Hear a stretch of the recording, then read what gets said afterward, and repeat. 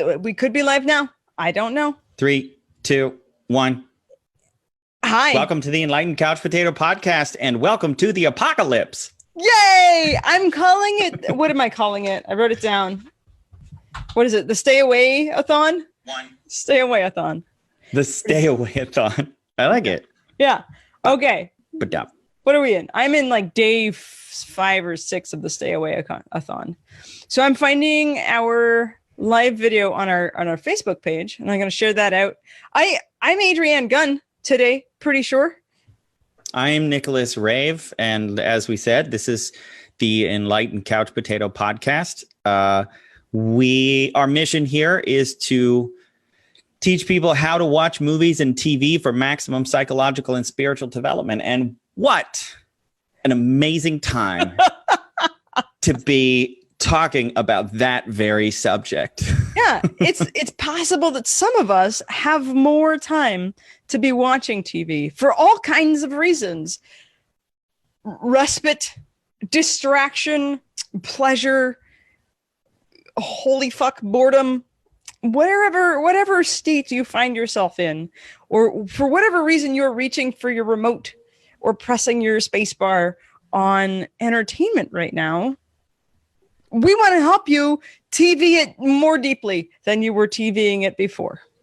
Not only do people have more time, but we need more psychological and spiritual development and support in this time too. So that, like you said, whatever reasons that people have for going to it, there are reasons for going to it. And that's one of the main philosophies that I think you and I share, is that movies and TV are the greatest form of storytelling ever created by humankind. And stories have been with us for ever, since before the written word. Yeah. And those stories have given us support and lessons and solace and escape and all kinds of things that are incredibly valuable. And I think they're really important right now. So where we were in our couch potato journey together in this podcast, that's good. We had been telling the stories of the movies and TV that made us. And last episode, we were in sort of the pre-awakening and awakening phase. We've talked about having the phase of, what is the phase called in psychology where you're becoming you're like osmosing all of the stuff? It's not in my head today. Imprinting. The imprinting years, the imprinting and modeling years. We talked about the shows that we watched and the movies that we watched in the imprinting and modeling years. And then I decided, I guess for the both of us, you could agree or disagree, that the next phase is like, I don't know, 13 to maybe forever for some people, is this sort of identity defining and redefining and like the television that people just sort of watch to continue to support who they think they are. Yeah, I could see it as childhood and adolescence, and then post waking up would be adulthood theoretically. Oh, so you're still in adolescence until you wake up to the power of TV. Isn't that an analogy for a lot of things in life? Are we talking like, okay, so the second phase is your Peter Panning phase of television and movie watching? I like that, actually, because then what is the point in that phase of watching stuff? Like you said, it's about bolstering your identity and escapism. Like entertainment. If entertainment, pleasure. Thing you're getting out of it is entertainment, you haven't woken up yet. That's not to say that entertainment and pleasure isn't important. It is. It's just that's not the only thing that's there. You're leaving money on the table. Absolutely. And don't get us wrong. We have a high value for pleasure and entertainment. Oh, my God. I think Nicholas's nickname is pleasure and mine is entertainment. Middle name. Nickname. I know that the joke is middle name. But I think people just walk into the room and yell pleasure, and you're like, hee hee, that's me. Fair enough. What were we saying? Yes. Okay. So we were waking up, post waking up. I was starting this thing of like, that's what we were talking about last time. And then a pandemic happened. Oh my God. How much has happened since last freaking week? right? We weren't even talking about this. And then all this, it's insane. It's crazy. It feels like a month since we were last here. Yeah. And it feels like we're in a movie. Like I am compiling a list currently that I'm going to post on the Enlightened Couch Potato Facebook page of all the movies you shouldn't watch unless you're a crazy masochist like me, including Outbreak and Contagion and one of my favorites, the Andromeda Strain, like the 1970s version, not the Sci-Fi Channel one. Okay. Yeah. Well, and conversely, I am putting together sort of a set of feel good movies. And when I say like feel good, they're more sort of romps, enjoyable things, because I'm not likely to write down Disney romancy feel good. Sure. So sort of like a lighthearted, weird humor collection of things that if you wanted to giggle and kind of escape and remember a different time, a time when there was plenty of toilet paper, a time when if you sneezed or coughed because of an allergy, no one would throw anything at you or run screaming. Yeah. Or if you're looking to like live an experience of how much worse it could be. Yeah, bask in. Then you can watch my movies. Yeah, so we'll put those lists up soon on the page. We also have new followers. We have more than 300 followers on our Facebook. Oh, 300? Well, we were shooting for 2 and we've already passed 3. That's fabulous. That's pretty great. Yeah. All right. At some point, because we have more time to be typing in the digitals, we'll have our website soon and we'll be on YouTube soon. And those things will happen. But here we are now. You're here. We're here. Where did we leave Awakening? When did it start for you? I think I mentioned in an earlier episode that one of the deepest drop-ins was I was working with a spiritual and energetic coach, somebody who I just wanted my life to feel better, and she tapped me on the shoulder and was like, it can be bigger, better than just feeling better. And I started sensing, and I think what I said in the last episode was, I think I woke up to the idea that I could make everything sacred and make my entire life a spiritual act and a spiritual quest. And so when I was thinking about how to make, she had dropped the bomb that she doesn't have to meditate anymore because she's always in a meditative state. She lives her life as a meditation. And I was like, oh. So I started washing dishes in a meditative state. I started driving in a meditative state. I started dropping in deeper with my friends in this deeper connection. And so that spilled over into my television watching. And at the time I was watching Xena Warrior Princess. I came back to it. And I don't know if she had prompted me to do that or if I remembered some episode or something from my past, because when I was in college, I was watching it in real time when it first came out in the 90s. And then I went to college and I was too busy. So I think it has 6 seasons and I stopped somewhere in like 3 or 4. So I had no idea how it ended.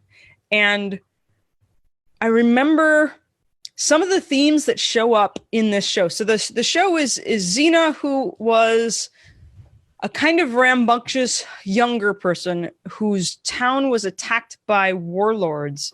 And so she convinced her brother and the town to fight back. And a lot of people died, including her brother, in that battle. And so she went the path of her town sort of like ran her out of town. And so she started becoming a warlord and eventually started like raiding and becoming a looter and a warlord and killing lots of people. So 10 years of destruction and power and reign. And the story where she comes from, she shows up in Hercules, that show.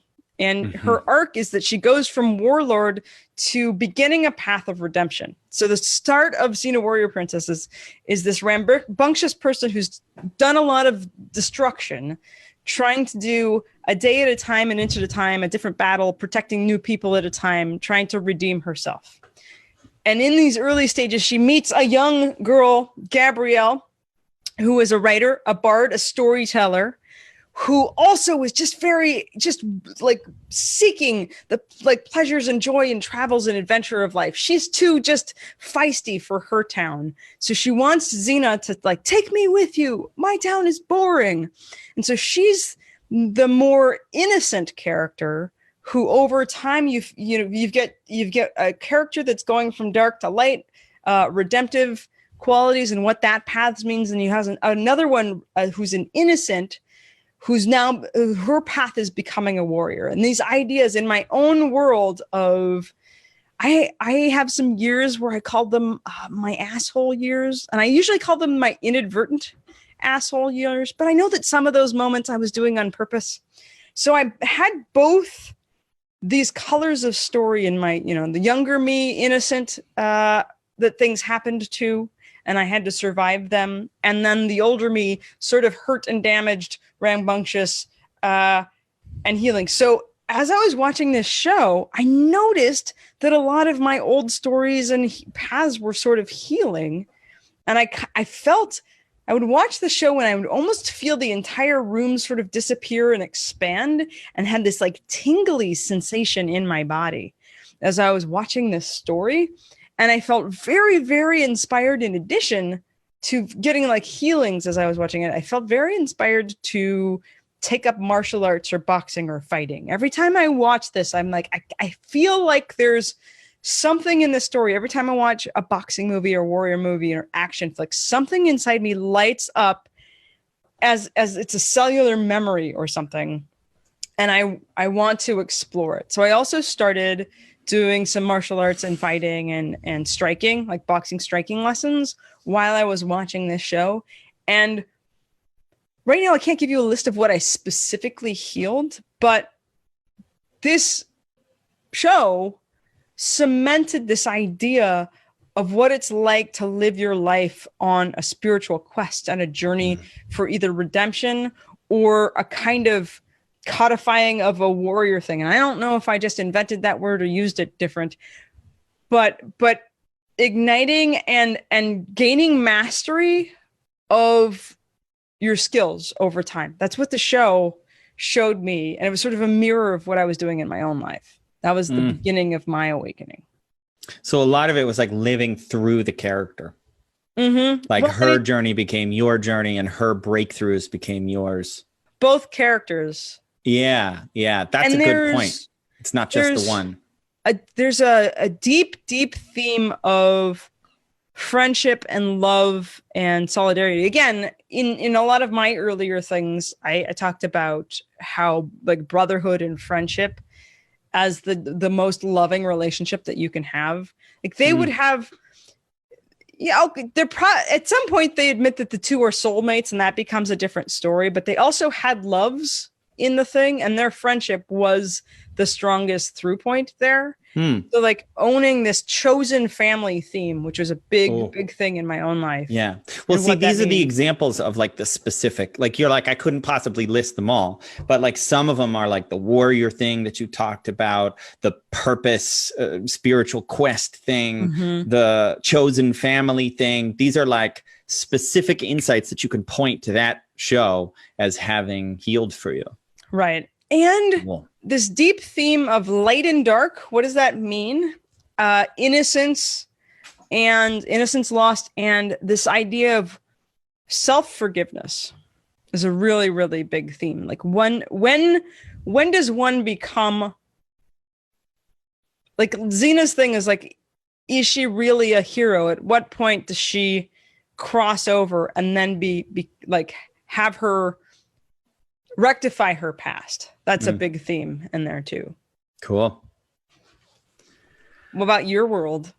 Well, I think that the first time that I became aware that movies could be more than movies, than just entertainment, was probably The Matrix. I remember the first time that I watched that, I almost felt like I blacked out for the movie, and I came out of it going, I have to see that again. What was that? That was like, I'd never seen anything like it. I was in an altered state. Right. Yeah. But even then, I was still just like, that was just a really good movie. And then I don't think it was until quite a bit later that I started examining the themes. And I actually found this website, just this dude's blog. This is probably quite a few years later after I'd already started looking at the broad themes, where he started breaking down the deeper themes and subtexts of the movie and putting some of his own interpretation based on his extensive knowledge of philosophy and mythology, and particularly Hindu mythology, which is not something I knew about at all. Right. And he was pointing out the level of detail, this like subliminal stuff that they put in the movie, that, like, for example, most people don't know this, but almost all the license plates and street signs have subliminal messages in them. Like, most of the license plates are Bible verses or page numbers and references to different literary works that you can dig into, and that it will actually give you clues on how to interpret different characters and what's going on in the movie. And I often think about, like, I don't believe that noticing the Bible verse is actually something people recognize. I have this theory that it has more to do with intention. Right. That simply because the filmmakers put that level of detail and intention in it. This is actually something you learn when you study metaphors in hypnosis, that when you have a part of your metaphor that has an intention, it doesn't actually matter if the client or the person under hypnosis knows what your intention is. It only matters that you had an intention, because it changes the way you tell the story. So that they can feel that it means something, like that scene from Close Encounters with the mashed potatoes. You don't remember that? I don't know if I've seen Close Encounters. Oh, it's so good. That one for interpretation is about that voice inside that says, follow your bliss. That's how I interpret it. Right. And it leads people to this place. And it's like everyone in the world is telling you you're crazy, but there's something and you have to go there. It's freaking awesome. Nice. So The Matrix blew my mind open, and I watched it over and over and over.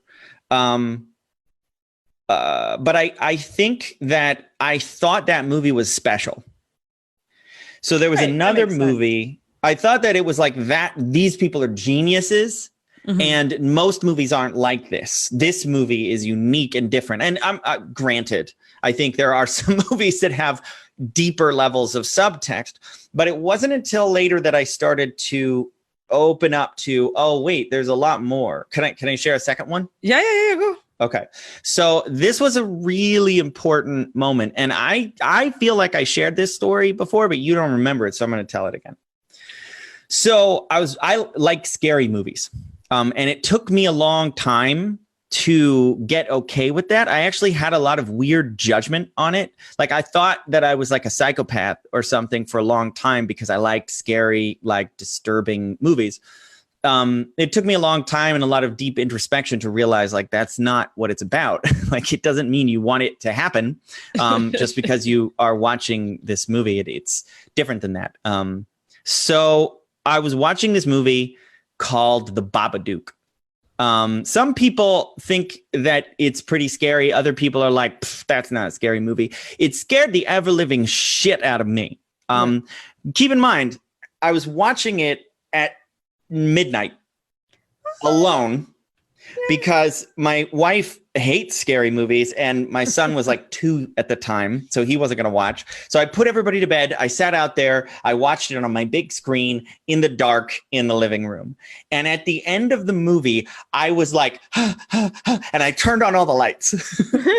And then I had a really significant, I don't usually share this part of the story, but I thought about it and I'm like, I think this is relevant.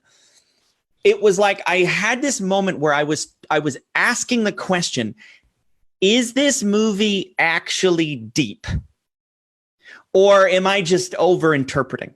And so I went on the internet lights are on.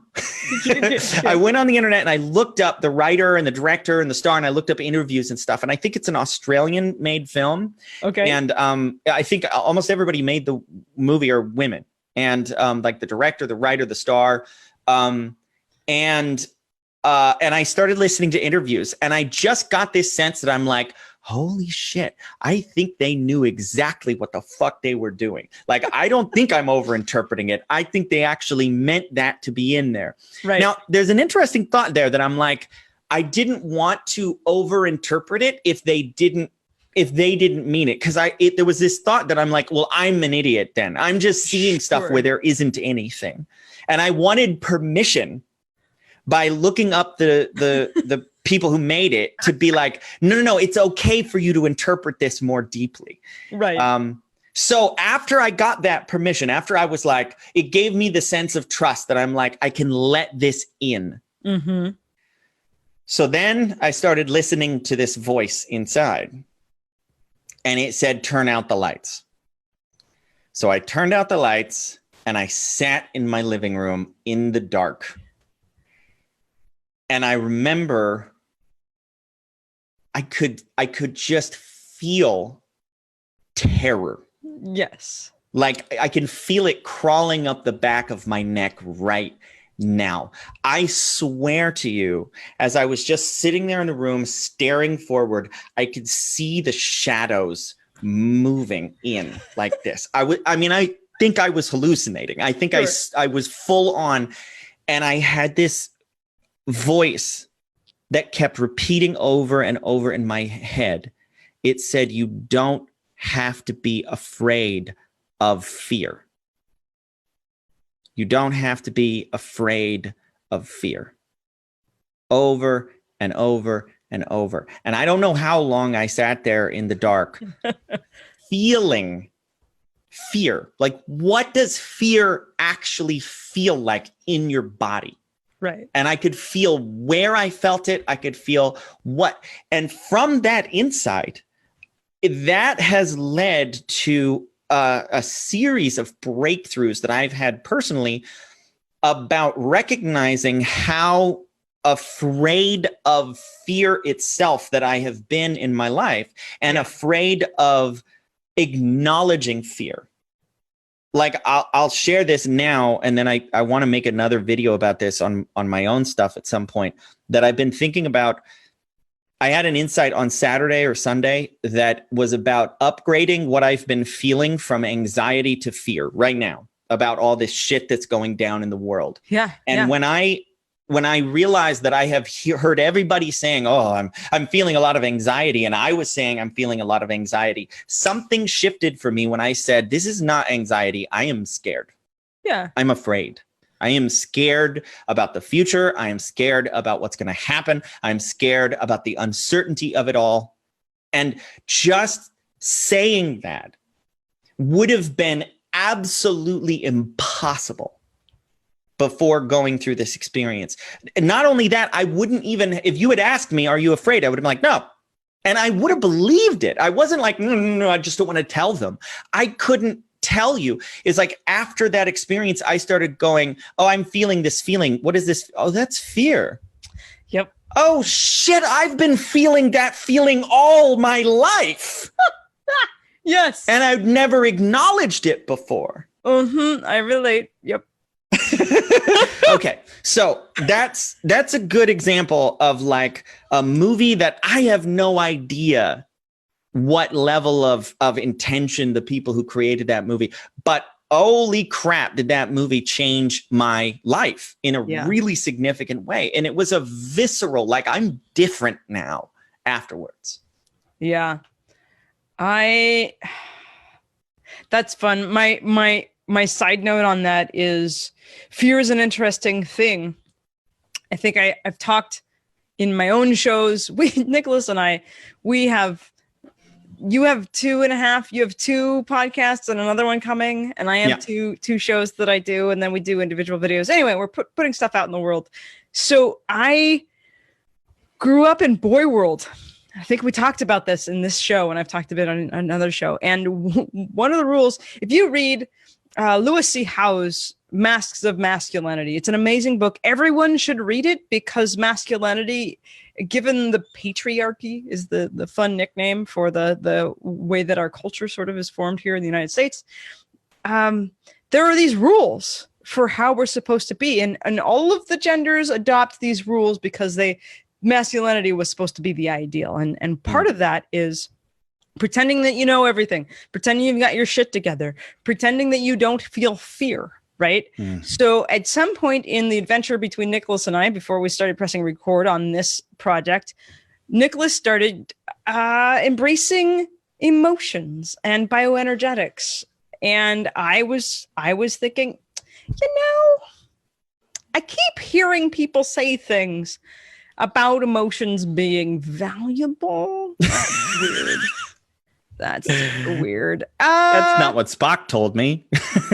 Right. It just, I'm on this journey of like wrestling and managing and controlling my thoughts and emotions. And I'm a mental ninja, fucking Jedi. Right. And then I kept hearing things like your ability to feel joy is only as deep and as expansive as your ability to feel sorrow.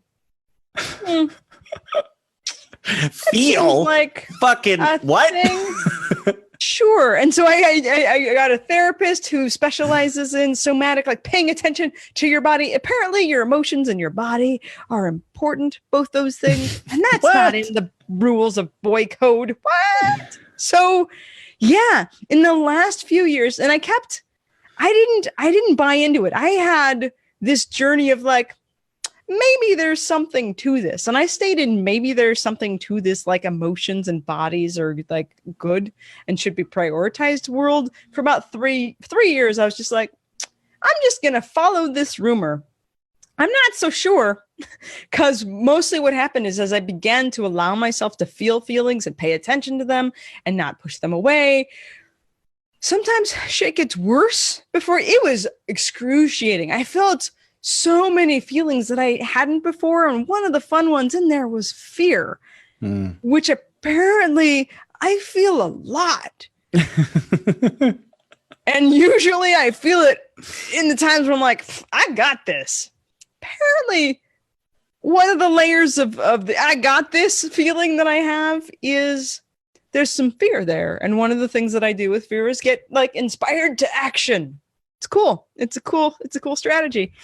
And yet fear's in there. And when you feel it, man, just you're welcome. For you. Yeah. My sister told a story to me once where she was explaining that she actually used to think that my grandpa was Spock. Oh. Not that she thought that he was Leonard Nimoy. Right. He did kind of look like Leonard Nimoy, but she would see Spock on old Star Trek, the original series, and go, oh, that's Grandpa. Because that's how emotionless the men in my family. And I do think my dad stood on his shoulders and did a better job. He was better in touch with his emotions. Right. And I've been trying to do better. And I hope my kids, my boys, I have 2 sons at this point, I'm trying to teach them the importance of feelings by making it okay for them to have them. Right. And even encouraged to express those emotions. And one of the paths for me to feel feelings and allow them to happen was in watching television, recognizing when I would feel tired and charged, recognizing when I would watch something and I would feel too emotional to do the rest of my life. And so like getting in touch with my feelings and allowing myself to feel feelings and recognizing that there were a whole like handful of shows that would make me sob.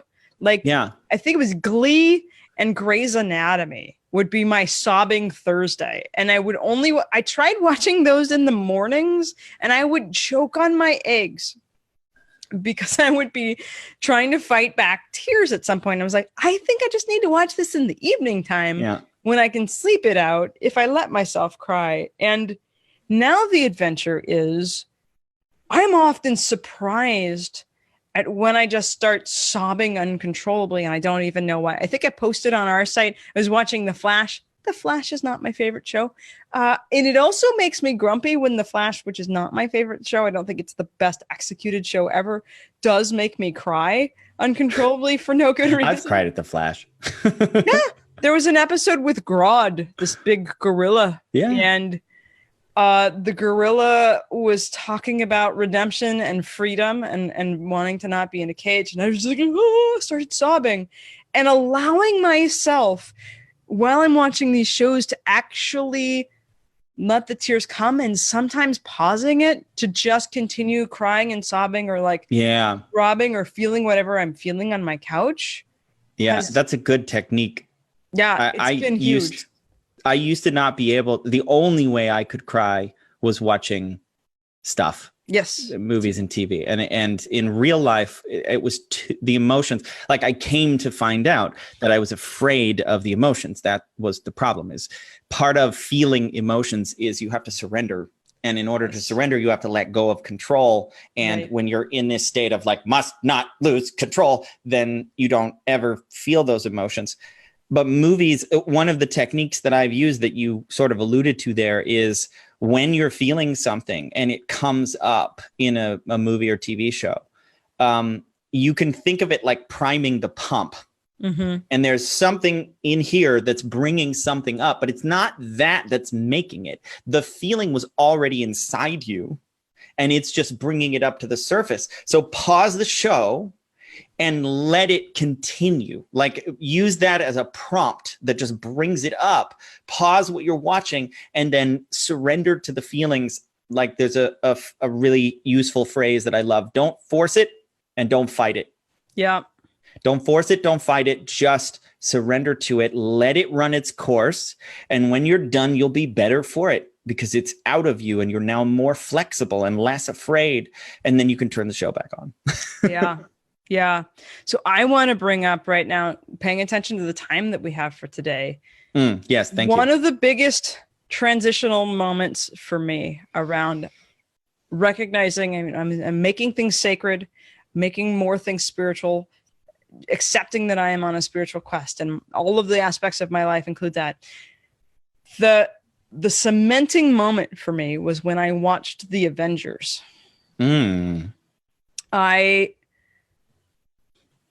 I sometimes, some of the themes that I am drawn to in movies and shows are the themes of these weirdos, outcasts, powered people, somehow different from the rest of society, getting together, coming together. So this is like Buffy and Xena and the Magicians. Harry Potter to a certain extent. Yeah. Yeah. So The Avengers was this moment in my life when I just learned NLP and hypnosis. I become a master practitioner. Maybe I saw it before then, but I was on this path of weird. Nicholas, one of the first things that I ever heard Nicholas Rave say, I was in San Diego in 2013, and he was the like warming up the room trainer. And he got up and he's like, do you know that because you're here, that means you're weird? You know that, right? Every single one of you in this room is completely weird. And that's what we have in common. It was some sort of speech like that. And so The Avengers was one of these moments where the whole impetus behind the Avenger, is it the program initiative? The Avenger initiative is that at some point our world is going to face a challenge that's so big, it's going to need all of the powered people to show up. And I think it's a perfect time for us to talk about the Avengers, because we're in a pandemic where we all have to show up together separately, alone in our houses, to show up in the face of all of the weirdness that we have. Find your superpowers. Yeah. And so I was going out on an entrepreneurial pursuit. I had these new tools. I was feeling superpowered. And here was this show that called to me on this adventure of helping to change and heal and save the world. And I felt called in that moment too. I remember leaping. I think I saw it at home first. I remember leaping up and cheering. And after watching that movie, also the fun, sad story about me is the moment I've got all of my tools, my body just collapsed. The adrenal fatigue, dizziness, like a whole year of a health, like combining health challenges for me. So I'm like, I'm super powered. Also, I feel ill. So I was feeling motivated, even though very, very tired, to this call. And it was a big freaking deal for me. And so I actually decided at that moment that I was going to watch action films in the theater. And I started going to all of the opening nights at the trendy theater in town where people would like cosplay and dress up, because I wanted to reinforce this answering the call to show up in life differently and show up in service to others. And that was the movie that was like, I'm all in. That was the one that just, yeah. And it's kind of the arc for a lot of the characters in the movie too, is whether they're going to join forces together for the good of the world. I had a really significant experience with that movie too. I remember jumping up and cheering, but I was in a movie theater and my wife was not pleased. We were in the South at the time though, so I feel like it was a little more culturally acceptable to shout at the movie screen. Yeah. But at one point I remember going, fuck yeah. And then she was like, there's kids in here. And I'm like, oh, sorry. But I couldn't help myself. I was so excited. It was like the movie, it felt like my brain had written the movie without my knowledge. Yes. Like, it was like, this is perfect. So many things are just beautifully Joss Whedon in there. Yes. So many things are just beautifully. I think you and I were talking about the moments with the Hulk showing up as being these moments where we're like, fuck yes, blah, redemptive. I don't know if that was, I mean, that for me, that movie was the turning point of just like, okay, I'm putting on my cape. I'm part of this team. And I started for years trying to think of, I really got so inspired by it. I wanted to do some sort of movie project or something around superheroes and entrepreneurs and how we can learn from one journey or the other, because they're very similar to like the origin stories and what it takes to become the whatever you say you are out in the world, which is why some of my branding, if I have any branding at this point, has a kind of like tough girl superhero vibe in it, because it's part of what calls to me. Well, we should continue that conversation because I have some ideas that are percolating as we're talking about this. Do we want to keep going with movies? Sure. What are the themes of awakening for you, and how you've shown up and how you've chosen the movies you have? Well, I mean, when it comes to choosing the movies, it's a pretty what I watch on a given basis. It's a pretty unconscious strategy for me, and it's very kinesthetic. Like in a sense, I just kind of go with what I feel like. And there's times when I'll be like, "Ooh, I really want to watch this." Sometimes I'll be like, "I don't know why I want to watch this, but I do." Sometimes I'll be like, "I'm not feeling it," even for something that normally I really dig. And I've just sort of learned to trust that feeling. Like, to me, that is your bliss speaking, and it's telling you what to watch, and if you trust it, it'll guide you in the right direction. And it's more, I mean, I'm sure I could identify the feeling at a deeper level if I really got specific on it, but it's pretty much just a feeling like this. No, this. Yes. Well, and I want to point out that is perfectly fine. If we're teaching how to watch movies and TV in this particular new way, you don't actually have to have a strategy or an intention or find a specific movie for something. When you go into the state of allowing the show to move you and to allow you to feel changed in a useful way, just going like, oh, this seems good is enough, because when you're in the state, it's going to have gifts for you. Yeah. Even if you don't have like I'm watching it for this reason, or this is what I want. I think that one of the keys that I've identified to waking up as far as movies go. Well, maybe it's true about any kind of waking up.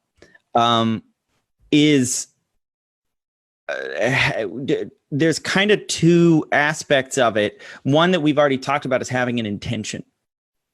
So one of the things that I experiment with, like you asked about like post waking up strategy. So one of them is having an intention. What is my intention that I want to get out of this? And what's profound about setting intentions is that your unconscious will do whatever it can to fulfill that intention. So if you just say, here's the thing that I want to get, here's the thing I'm struggling with, here's the thing I'm working on. I know some people do this before you go to bed. It's a very powerful technique. Have a sticky note and you just like ask a question that you want to think about and come up with an answer before you go to bed, and set it beside your bed, go to sleep. And it is absolutely incredible how much processing on that question you will do. Well, your unconscious mind will do while you're asleep. If you ask the question and you wake up in the morning and then you look at it again, there will be answers to the question that you didn't come up with. They just happened while you were asleep, because that's what your unconscious mind does. Now, that's the more detailed version of sleep on it. Yeah, you can do steps. Sorry, you can do that same thing with movies. Set an intention and then watch a movie, and your unconscious will be like, I can work with that. Now, sometimes you can set the intention and then be like, what do I need to watch to fulfill this intention? And then you'll be guided to something. So setting an intention, another big one for me that I sort of realized recently is very simply examining why you like the things that you do. Now, I do think you got to be careful with this, because it can be a little bit like dissecting a joke or a frog, you know? Like if you dissect a joke, it's not funny anymore. But you don't need to be worried about losing the value or the enjoyment of a movie or something that you love just because you examine it. The key is to recognize that this is part of why you like it, but not all. Some of why you like it, you will never be able to put into words, and you wouldn't want to. You want it to be mysterious and like, I don't know, I like it. I don't know. But you can identify parts of why you like it. And the deeper you go with that, the point of asking why and examining why you like it, not just being like, I don't know, it's cool, is like, it's an unexamined life. Examining why you like it and going, well, that's not good enough. Why do you like it? What do you like about it? What are you getting from this? And why this specifically is that you start to get, you can actually get more of it when you become conscious of what you're getting out of it. And then you can find other places where you'll be watching something and you'll be like, oh, there's that thing that I love about those other movies, and it's here too. And then every time you see it, it gets reinforced and you get more and more out of it. You're talking about the pleasure loop. Oh, yeah. That's a good way to put it. We should teach people at some point how to increase their pleasure loop of the things that they already enjoy. Because when I have mentioned this possibility that you can watch TV with a higher intention and use it as a tool for transformation, people are like, oh no, I don't want to, I just want to relax. I just want to enjoy TV. And I was like, and it will increase your enjoyment of the television that you're watching. That is not something like the strategies that we're teaching, that we're talking about here, allow you to more deeply enjoy what you're watching. You had a specific movie I remember. I don't know if that was the one that you wanted to talk about. Inception? Was that the one you were let's talk about that one. It was. Well, it could be. So Inception was another movie that was very significant. I don't remember when. I watched it in the theater. I don't remember when it came out. I don't remember if it was before or after the Babadook. But this one was one. It was the first time that I really got that movies are hypnosis. Movies are hypnotic.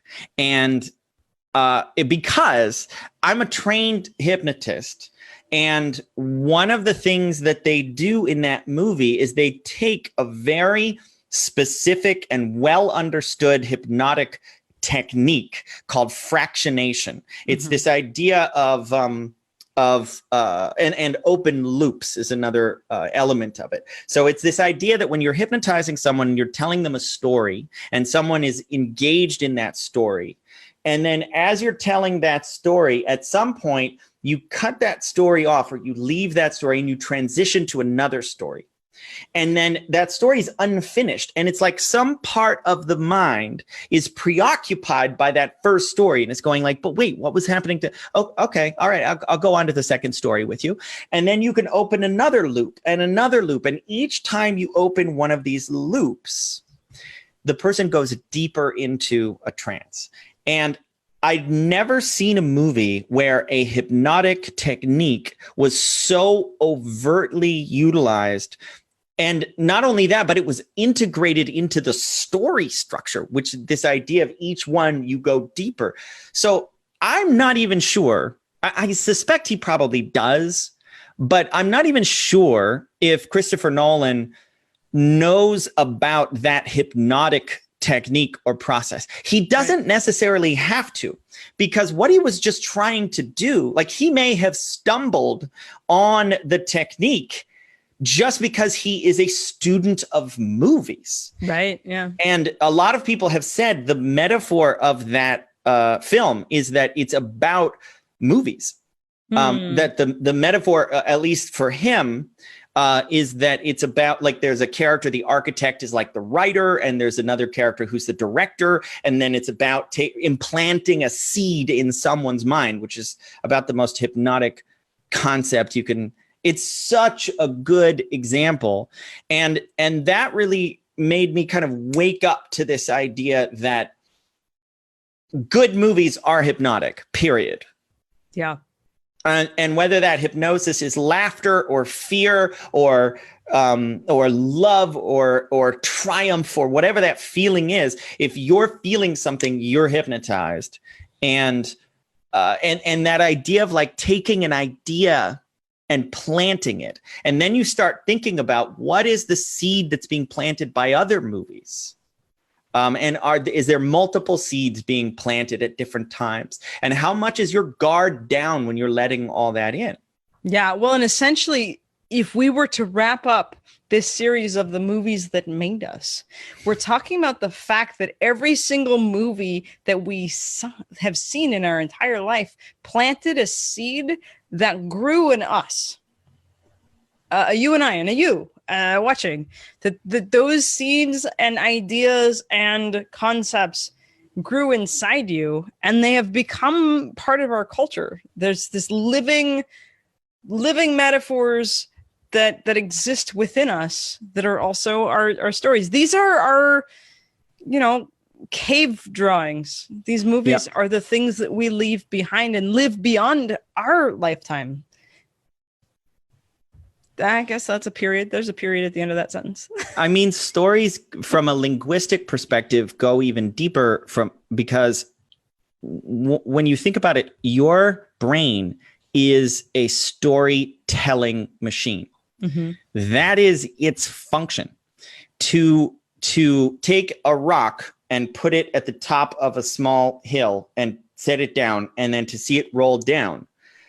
Your brain is making up a whole bunch of stories, and it's like, oh, when I do this happens. Well, that's a story. Everything that you believe is a story that you tell yourself. And human beings are not the only ones who even tell stories. Animals tell stories too in different ways. And they're certainly not as complex, but that some people theorize that one of the main things that separates humans from the rest of the animal kingdom is our ability to tell more sophisticated stories, which allows us to learn through other means other than living it. Someone can tell you, I went over this way and I met another tribe and they are cannibals and we shouldn't go over there. Right. Or I went over here and I found a watering hole where there's only herbivores and they're not going to eat you. And those are stories that you can tell that are really important to be able to tell. Yes. Yeah, it does seem pretty useful to be able to to impart the wisdom of don't go where they're going to eat you. Yeah. Yeah, that's a good function of our brain. I'm pretty thrilled about that. Plus the ability of our brain to hallucinate. Is that something that happens in other animals? Can we tell? I don't know if the science is, do you know about this? Sometimes you know things. Yeah. Well, I mean, they've shown that some birds can contemplate the idea of zero. Huh. So counting is a fairly simple-ish complex. There's a lot of animals that can figure out basic math. They can figure out at least things like this is more than this. Yeah. But some of them can actually do full-on math. Certain birds can actually identify the idea of zero.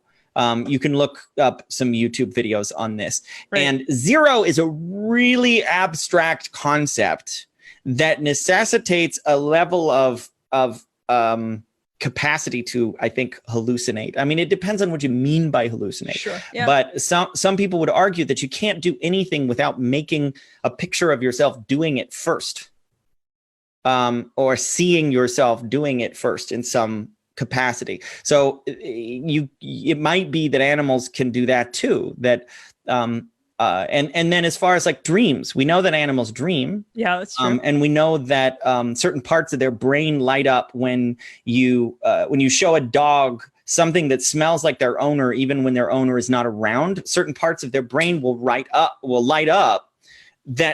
when their owner is around. So that at least there's an association there. It depends on what you mean by hallucinate. Maybe they don't have a picture of their master that pops into their head when they smell that, but there's still, I mean, you can hallucinate olfactorily. You can hallucinate smells. Oh yes. Yes. I mean, we've definitely all experienced that, I think. Yeah. This is one of the ways that I continue to not drink, is that sometimes when somebody has an amazing drink, I will ask them if I can smell it.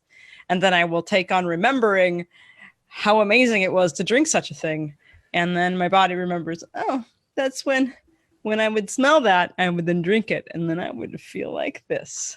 Ooh, it's a good one. Yeah, that's so good, drunk right? Trance. Yeah, I can do that with hypnosis for people. Yeah, absolutely. That was my first self-hypnosis. Well, not my first intentional self-hypnosis. We always are hypnotizing ourselves in and out of things.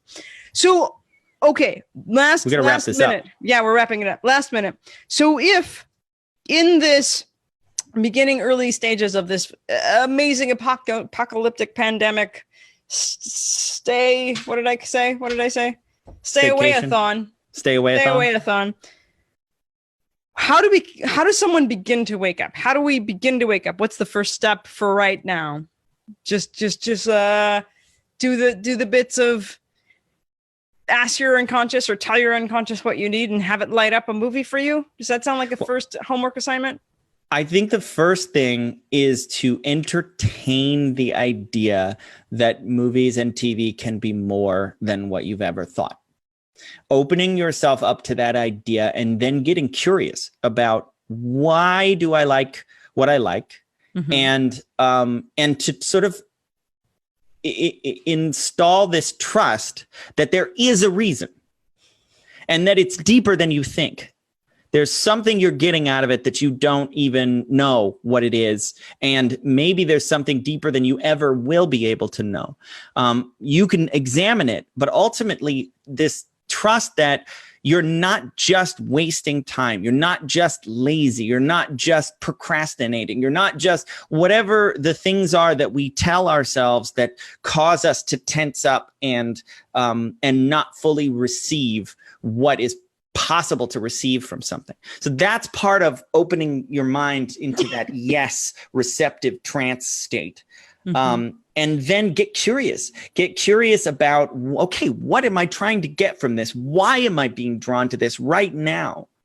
And then I guess the advanced step beyond that would be set an intention and watch something and see what you get from it, because that's a slightly different way of doing it. One is more open and receptive and just, okay, teach me something. I don't know what it is. But then you can ask a question or set an intention. What do I want to work on? I want to have healing around this thing. I want to heal my stress and anxiety and fear right now. and then ask, okay, what do I need to watch? And maybe it's one of Adrianne's feel-good movies. Maybe you need to watch Contagion or The Andromeda Strain. Right. And the other thing right now, I'm not sure who, you're watching us, and I appreciate that, who you're surrounded by. In my world, many of my friends and humans are talking about how we can utilize this time. There's a bunch of lists of like what you can be doing right now. If you are drawn to and you want to watch movies and TV, one of the intentions of our podcast, of our adventure, is please do. Watching movies and TV right now is the best way that you could be spending your time. Yep. Say yes to that. If you have the impulse to say, fuck it, everything else, and watch movies and TV, do that, because your movies and TV are going to unfuck your everything else. We give you permission to see movies as a meditation and to no longer think, instead of watching this movie, I should be meditating, or whatever else that it is that you feel like you should be doing. Now, I'm not saying like if you have shit that you need to do, go do it, but also make time for the movies, because they are a powerful spiritual tool. All righty. That is our today. That is our right now. Fabulous. Appreciate you being here. Thanks, Still don't have a sign off. So go Couch Potato. TV deeply. Go TV deeply. Go TV deeply. All right, folks. Bye-bye. Bye.